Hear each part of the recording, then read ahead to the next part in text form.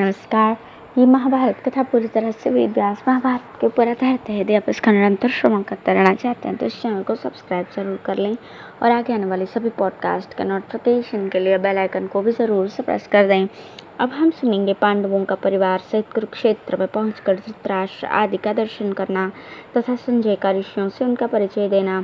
वैशंपायन जी कहते हैं, राजन, तदंतर राजा युधिष्ठिर ने लोकपालों के समान पराक्रमी अर्जुन आदि वीरों द्वारा सुरक्षित सेना को कूच करने की आज्ञा दी।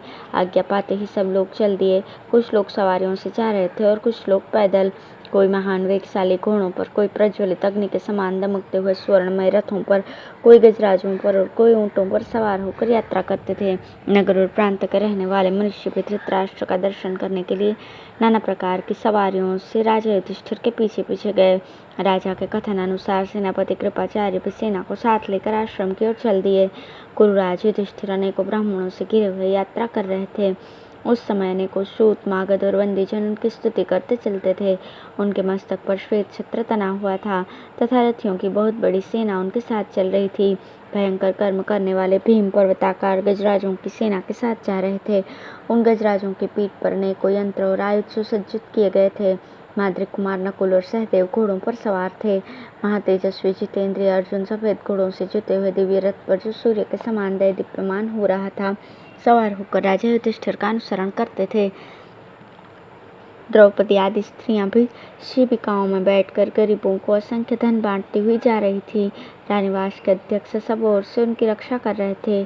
पांडवों की उस सेना में रथ, हाथी और घोड़ों की अधिकता थी। उसमें कहीं वेणु बज रहा था और कहीं वीणा। इन वाद्यों की तुमुल ध्वनि से युक्त होने के कारण उसकी बड़ी शोभा हो रही थी। कुरुवंशी वीर नदियों के रमणीय तटों तथा अनेकों सरोवरों पर पड़ाव डालते हुए क्रमशः आगे बढ़ते गए। महातेजस्वी युद्धु और पुरोहित धौम्य मुनि युधिष्ठिर के आदेश से हस्तिनापुर में ही रहकर नगर की रक्षा करते थे।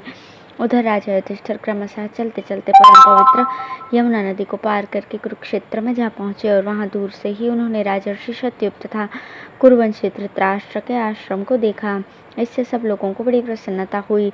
समस्त पांडव अपनी अपनी सवारियों से उतर पड़े और दूर से ही पैदल चलकर बड़ी विनय के साथ राजा के आश्रम पर आए। साथ आए हुए समस्त सैनिक, राज्य के निवासी मनुष्य तथा कुरुवंश के प्रधान पुरुषों की स्त्रियां भी पैदल ही आश्रम तक गईं। धृतराष्ट्र के उस पवित्र आश्रम पर सब और मृगों के झुंड दिखाई दे रहे थे और केले का सुंदर उद्यान वहां की शोभा बढ़ा रहा था। पांडव लोग ज्यों ही आश्रम पर पहुंचे त्यों ही बहुत से व्रतधारी तपस्वी कौतूहलवश उन्हें देखने के लिए वहां एकत्रित हो गए।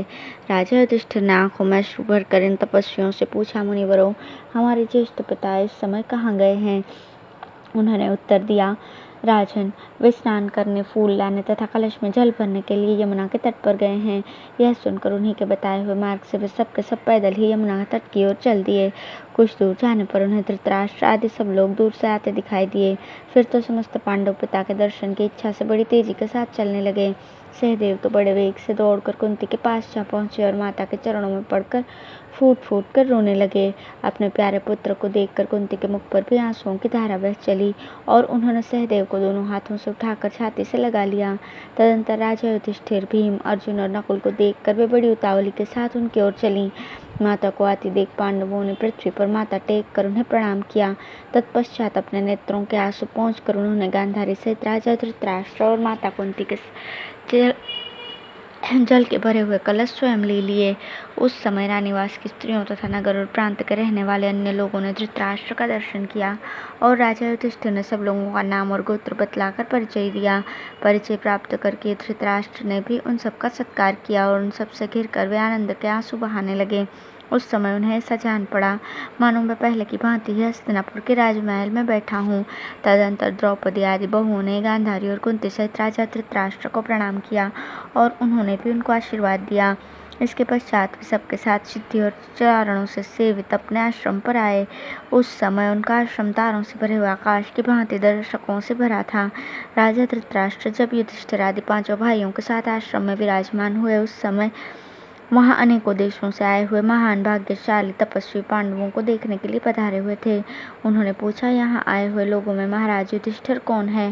भीम, अर्जुन, नकुल, सहदेव और यशस्विनी द्रौपदी देवी कौन है? हम लोग इन सबका परिचय जानना चाहते हैं। उनके इस प्रकार पूछने पर संजय ने समस्त पांडवों तथा द्रौपदी आदि गुरुकुल की स्त्रियों का परिचय देते हुए कहा, ये जो सुवर्ण के समान गोरे और ऊंचे कद वाले हैं, जिनकी नासिका नुकीली और नेत्र बड़े बड़े एवं कुछ लालिमा लिए हुए हैं, ये सिंह के समान बैठे हुए कुरराज युधिष्ठिर हैं। जो मत वाले गजराज के समान चलने वाले तपाए हुए सोने के समान गौर वर्ण तथा मोटे और चौड़े कंधे वाले हैं, जिनकी भुजाएं मांसल और विशाल हैं, उनका नाम भीम है। इनके पास जो ये महान धनुर्धर और श्याम रंग के तरुण दिखाई देते हैं, जिनके कंधे सिंह के समान ऊंचे और नेत्र कमल दल के समान विशाल हैं, ये वीरवर अर्जुन हैं। कुंती के पास जो दो श्रेष्ठ पुरुष बैठे दिखाई देते हैं, ये एक ही साथ उत्पन्न हुए नकुल और सहदेव हैं। रूप, बल और शील में इन दोनों की समानता करने वाला संसार में दूसरा कोई नहीं है। ये नील कमल के समान श्याम रंग वाली सुंदरी, जो मूर्तिमती लक्ष्मी तथा देवताओं की देवी सी जान पड़ती है, वो महारानी द्रौपदी हैं।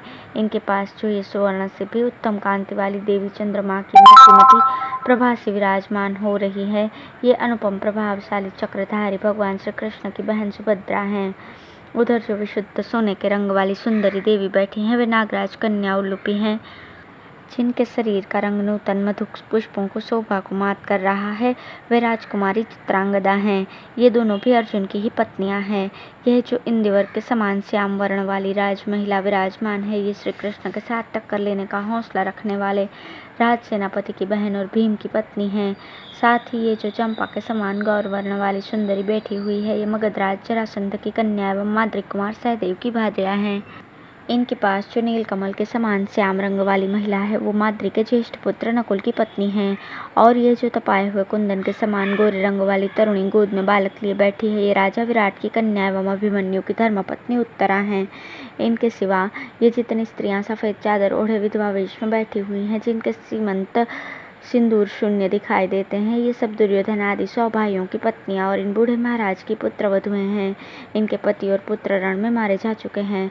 महर्षियों, आपके प्रश्न के अनुसार मैंने इनमें से मुख्य मुख्य व्यक्तियों का परिचय दे दिया। इस प्रकार संजय के मुख से सबका परिचय प्राप्त करके वे सभी तपस्वी चले गए। पांडवों के सैनिकों ने वाहनों को खोलकर आश्रम की सीमा के बाहर पड़ाव डाल दिया तथा स्त्री, वृद्ध और बालकों का समुदाय छावनी में सुखपूर्वक विश्राम लेने लगा। उस समय राजा धृतराष्ट्र पांडवों से मिलकर कुशल समाचार पूछने लगे। धन्यवाद।